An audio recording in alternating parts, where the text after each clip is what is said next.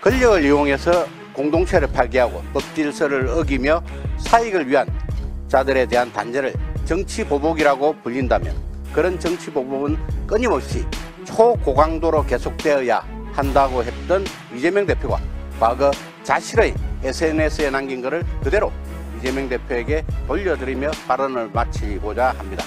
나쁜 짓 하면 혼나고 죄 지으면 벌 받는 게 당연하다. 정치보복이라며 죄 짓고도 책임 안 지려는 얕은 수법 이제는 더 이상 통하지 않습니다. 이상입니다. 지난 10일 성남FC 불법 후원금 의혹 사건 관련 조사에 이어서 더불어민주당 이재명 대표가 내일 위례신도시 대장동 개발사업 비리 의혹 관련 사건으로 검찰에 출두합니다. 조사가 임박해오자 이재명 대표는 자신의 SNS에 정략 녹취록 내용이 담긴 기사를 공유하며 어처구니 없는 일, 사필 기정할 것입니다. 라는 글을 남겼고 26일에는 전북 정읍을 찾아 역사는 국민이 만든다는 등 이재명식 정치 선동을 이어나가고 있습니다. 하지만 대장동 주요 사안을 이재명에게 대면 보고했다. 정진상, 김용가 쪼갠 지분은 사실상 이재명 시장이 쓰자고 하면 모두 갖다 줘야 하는 돈이다.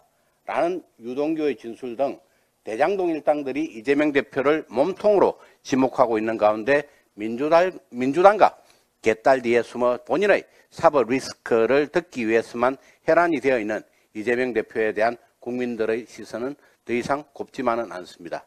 한편 민주당에서는 당이 더 강경하게 맞서야 한다. 검찰 독재를 방관할 수 없다.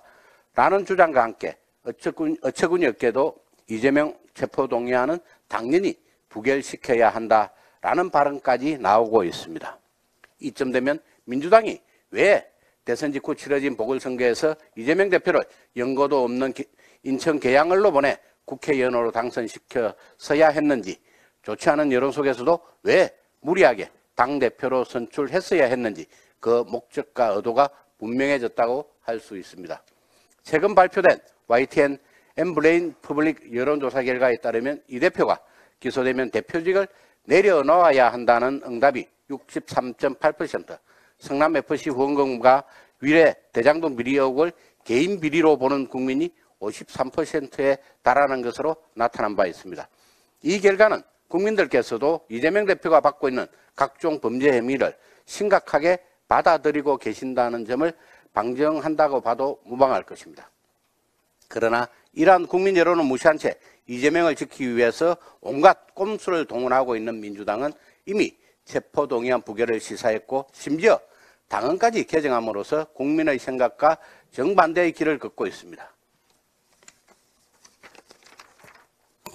권력을 이용해서 공동체를 파괴하고 법질서를 어기며 사익을 위한 자들에 대한 단죄를 정치보복이라고 불린다면 그런 정치보복은 끊임없이 초고강도로 계속되어야 한다고 했던 이재명 대표가 과거 자신의 SNS에 남긴 것을 그대로 이재명 대표에게 돌려드리며 발언을 마치고자 합니다. 나쁜 짓 하면 혼나고 죄 지으면 벌 받는 게 당연하다. 정치보복이라며 죄 짓고도 책임 안 지려는 얕은 수법 이제는 더 이상 통하지 않습니다. 이상입니다.